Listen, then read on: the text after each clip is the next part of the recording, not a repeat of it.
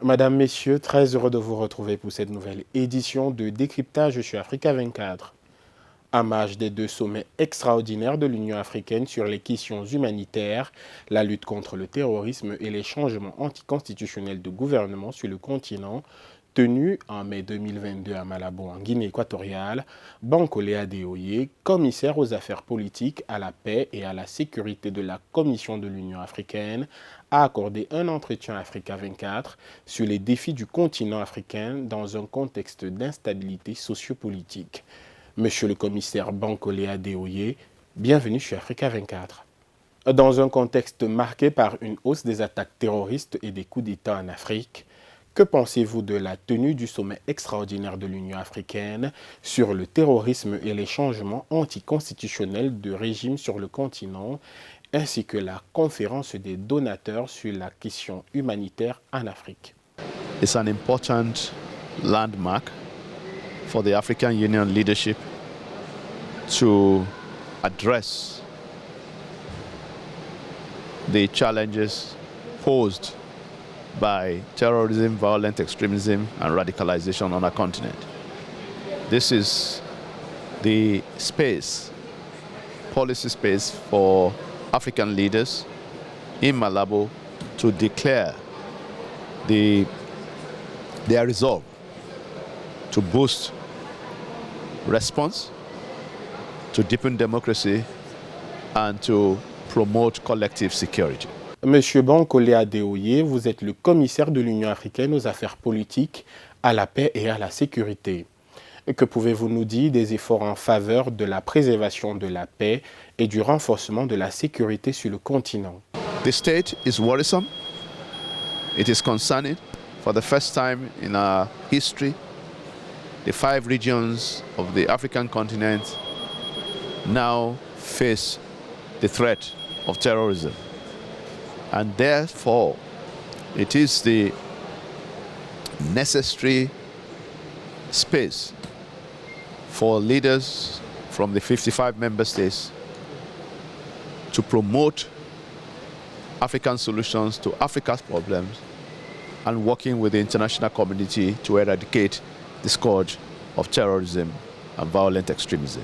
However, it is also, in addition, the opportunity to recommit to the norms and principles of inclusive participation and the promotion of democracy, human rights, the rule of law, and constitutionalism on our continent. It's therefore a double opportunity to address and promote and deepen democracy, at the same time resolve to defeat terrorism for good on our continent. Selon vous, y a-t-il des éléments qui pourraient justifier cette hausse des putschs sur le continent? No unconstitutional change of government is justifiable. All undemocratic means to political power is totally rejected by African leaders. And we expect tomorrow African leaders will reiterate their commitment to full democracy and the rule of law. And therefore, the zero tolerance that has always been exhibited by African leaders when it comes to extra constitutional means to political power will stand, in our opinion.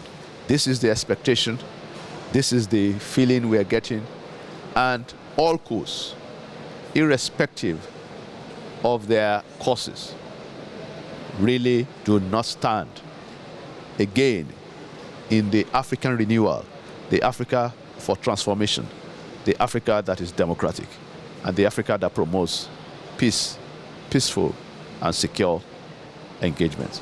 Les sanctions prises par la CEDEAO et le Conseil Paix et de Sécurité de l'Union africaine après le coup d'État au Mali en août 2020 n'ont pas empêché les militaires de prendre le pouvoir en Guinée, au Soudan et au Burkina Faso. Est-ce à dire que les putschistes n'ont plus peur de la réaction des instances continentales ou sous-régionales? What is clear is that the AU has full and effective mechanisms in place to address every form of unconstitutional changes of government. The Peace and Security Council, the Assembly of Heads of State, and working with regional economic communities like ECOWAS, we stand together to condemn unequivocally all forms of coups. And I want to assure you that as we look towards peaceful political transitions in all the 4 countries that are currently suspended for unconstitutional changes of government, we will engage with the regional economic blocs as well as the countries involved to ensure that the promotion and the protection and the preservation of democracy remains a guiding principle on our continent. Mais comment remédier à cette quête de puissance des autorités militaires sur le continent?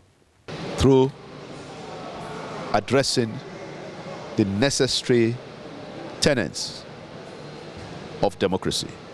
Inclusion, particularly for the youth and women, the separation of powers, and the commitment for transparency in all forms of engagements at national and regional levels.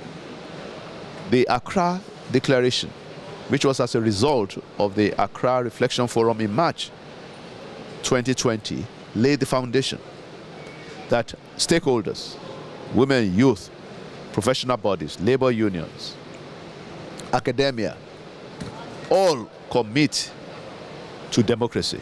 And this is way better for us that with democracy entrenched, consolidated, actionable, promoting the tenets that I've already highlighted, I want to assure you that we will see the end of this new wave of extra-constitutional means to power. Comme nombre d'observateurs, craignez-vous de voir la fin du G5 Sahel avec le retrait du Mali de cette force? Du point de vue sécuritaire, quels sont les risques de ce retrait pour la région du Sahel? What I would say is that the only means to defeat terrorism and violent extremism in Africa is through collective security.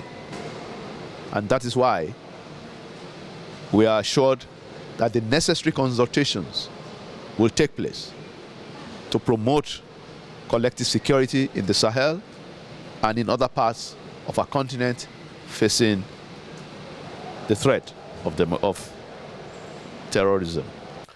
Les forces armées nationales africaines ont-elles la capacité d'assurer à elles seules la sécurité de leur territoire et de leurs frontières sans l'intervention des forces internationales? African solutions to Africa's problems. We have to first promote efficient, effective, kinetic action against terrorists. And in that process, the support of partners, the support of the United Nations, the support of our regional bodies will all be inclusive in the partnership, international partnership that is needed against these terrorists who have global networks. You have to remember that most of them are inspired from outside. Terrorism is actually not African in nature or in origin. And this is why we have to work together with the international community, with our military authorities, with the peace support operations of the African Union in different parts of the continent, and the regional peace support missions as well, to work together to eradicate this scourge. I thank you.